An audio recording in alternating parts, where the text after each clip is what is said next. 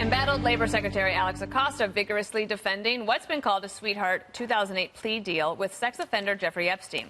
Acosta facing a firestorm of criticism this week after Epstein's recent arrest on sex trafficking charges in New York. The secretary saying today the millionaire is a bad man who deserves to be in jail, but is also standing by his actions as a prosecutor in Florida back then. Acosta claiming state officials were ready to let Epstein walk free before his office intervened. The Palm Beach State Attorney's Office was ready to let Epstein walk free, no jail time. Our prosecutors, as this 2008 article recounts, presented the ultimatum: plead guilty to more serious charges that required jail time, registration, and restitution, or we'd roll the dice and bring a federal indictment. Without the work of our prosecutors, Epstein would have gotten away with just that state charge.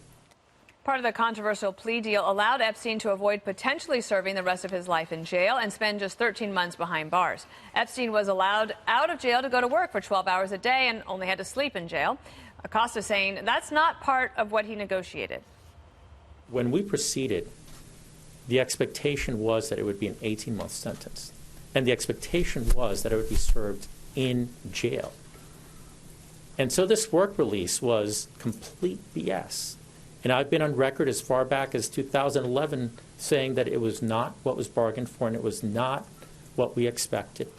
Acosta was also asked several times to apologize to Epstein's victims, but not directly do so. But here's part of what he said. I understand what the victims say, and I'm not here to try to say that I can stand in their shoes or that I can address their concerns. I'm here to say we did what we did because we wanted to see Epstein go to jail. Jesse, Alex Acosta has been in the crosshairs because he was a U.S. attorney at the time, but there is new evidence, apparently, that the SDNY has here in New York, and then he decided to try to defend himself today. How do you think he did? I think he did fine. I think he'll settle the waters to a certain extent. I learned new information. He was the one, as a state's attorney, to come in and tell the locals, stop with this soft deal. He actually made them step up the stringent deal, and they were going to get away with it if he hadn't come in. Also, it was a female prosecutor on the local level that did it, and he explained that he was just trying to get him to serve some time, because you risk, when you go to trial in a case like this, the victims will get destroyed under cross-examination. Victims were treated a lot differently back then. He's got a lot of high-priced attorneys, and he might have been able to wiggle out of this, so he did what he could do at the time. Now, the point is, why are we talking about Acosta? This is a person, Epstein, who is a serial pedophile. We should be talking about him. We should be talking about his victims. And why is there no interest in Bill Clinton, an ex-president who flew all around the world with a known pedophile without Secret Service? There's discrepancy over the flight logs. This guy, Epstein, was instrumental in help launching the Clinton Global Initiative. They were friends personally, professionally. Epstein showered Democrats with tons of donations. Why has the media decided to focus on Acosta? It's just to get a scalp, because to me, it doesn't seem like they really care about the victims, which was Juan's point yesterday. It's like all these guys. You have Harvey Weinstein, you have Bill Cosby, Epstein, all these guys. Everybody knows what's going on. It's an open secret, but the minute the tables turn, people say, oh, you know, let's get this guy when it's advantageous. Let's turn the tables on this guy, and they never really care about the victims at the time. To that point, Greg, I don't know if you saw the press conference, but the first question from the media was not about the victims, and it wasn't about Jeffrey Epstein. It was about Alex Acosta's relationship with President Trump and how was it at the moment. Yeah, no, okay, so the first, why is Acosta embattled? Because we live in a media world where the objective news and the Democratic consensus are exactly the same. So only could a Democratic donor's perversion reflect badly on a Republican. I mean, it is amazing. Here's a super ultra pervert who is a Democratic donor, and the story is about this guy, Acosta. The labor secretary. And I will say, I said this yesterday, and I still maintain it, 99.9% of the people yakking about this guy had no idea who he was 2 days ago. I thought when I saw Acosta trending, I thought it was Jim Acosta. I had no idea. So I do find the outrage slightly political. So to your point, why is Acosta the story? Because Trump is president. If Trump wasn't president, this would not be going on. They're not talking about Preet. What was Preet? Why didn't Preet go after it? Yep. Cy Vance? What was Cy Vance's role? What about Bill Clinton? This happened in 2007, and we're seeking the scalp of somebody in 2019 because the scalp is directly connected to Donald Trump. That's what it boils down to. Although I will say this, I'm glad the guy's going away. He probably will go away for a long time. Yeah. We'll see. Yeah, that trial will get underway eventually. They have the next hearing on Monday. Juan, what do you think? Well, I mean, let's just be clear here. I don't think that we need to get political about this. I think that everybody can agree that his behavior is horrific, right? I think that was the language even of President Trump with regard to this guy. And, you know, I mean, just put yourself in the shoes of not the victim, but the parent. It's a little girl. These guys mess around with little girls. I mean, it's just awful. And the second thing to say is that I think that the reason that the first question to him was about President Trump is that there's tremendous pressure on him to resign. And the pressure is coming not only from the Democrats, Pelosi, Schumer in the Senate. You also see some Republicans in the Senate.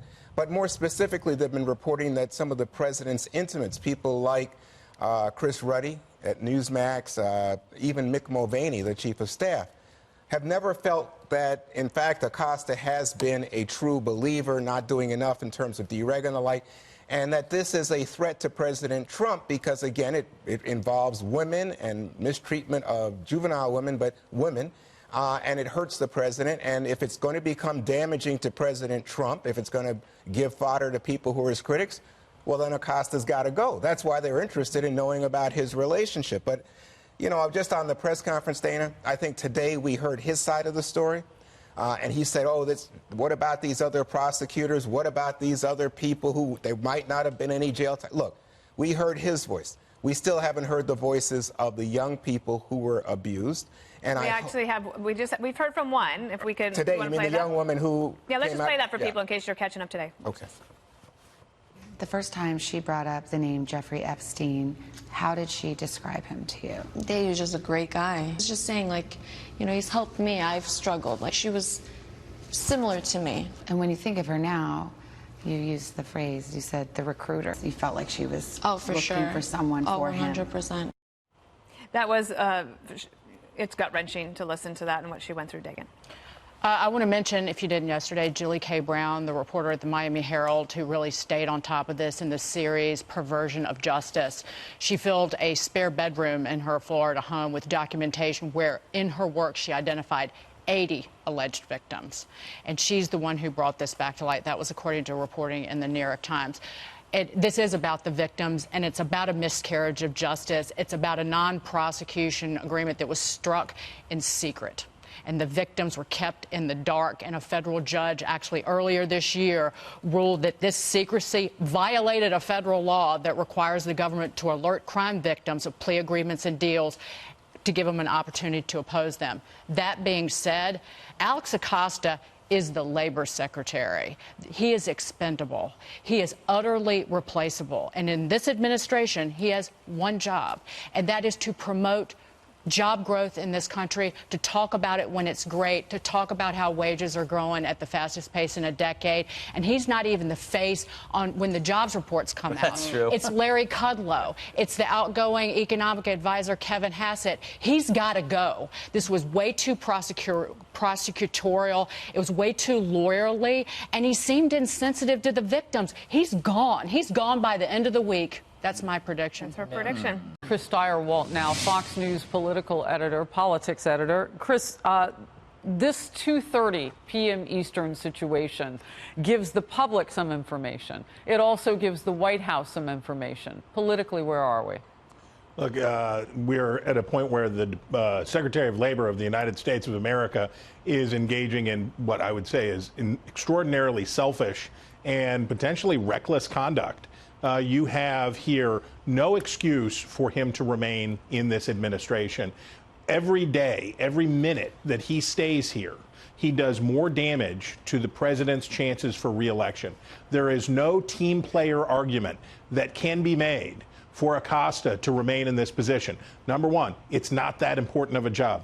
Nothing against the Department of Labor. It's very important, no doubt. Its headquarters is right over here. But it's not that big of a deal. You can find somebody else to do the job. He finds himself in the same place that people like Scott Pruitt, Ryan Zinke, and others did over time. He's not worth the trouble for this administration. No way. Let me slow you down and go back a bit. Is it overplaying it to say that you could cost the president in such a way that it affects the 2020 election? That's so far away from now. So Donald Trump was friends with Jeffrey Epstein once upon a time. A lot of people were friends. Bill Clinton put out a statement yesterday because he knew he was friends and had to get on the record and say, I didn't know anything. Who's the president now? Donald Trump is the president now. Alex Acosta works for him. He works for a president who was friends with Epstein. Trump has made it clear. Didn't know anything was wrong. Haven't talked to him for more than a decade. I said nice things about him in public, but I didn't particularly like him. He is building distance between him and Epstein. On the other hand, his labor secretary gave a billionaire pedophile a sweetheart deal. Now, he's going to come out today and say, no, it was actually a really good deal, and it was a smart deal, and I was really happy with the deal at the time, if only I had known the truth. Yeah, actually, Republican former Governor Susana Martinez was just on with us for an hour and outnumbered. She said no. Former prosecutor, 25 years, she said no. No way. That was, yeah, no way. That was, who gets that deal? She called it a sweetheart deal. Absolutely. And so what you're talking about with that building distance with Epstein, the president did a little bit of that yesterday at the end of his comments inside the Oval Office when the visiting emir from Qatar was here. Because he didn't say, I defend him to all ends. He said, we're looking at a lot of stuff. And really, Acosta must go. The reason Acosta feels like he has to stay is because if he resigns now, he will be admitting that he gave a billionaire pedophile a sweetheart deal. That's what it would be seen as, that admission. And he's thinking about the rest of his career. But the damage that he's doing by staying, by keeping this heinous story that Americans hate this guy. That the president has to keep giving answers on because he's asked about it because it's hanging around. Alex Acosta is just not worth the trouble. And here's the other thing. He should have known that you go harder on a billionaire accused of a heinous crime like this, not easier. He should have known it. Chris Stirewalt, I appreciate you being here as the news is breaking. In the next 55 minutes, we will no doubt know more. Thank you.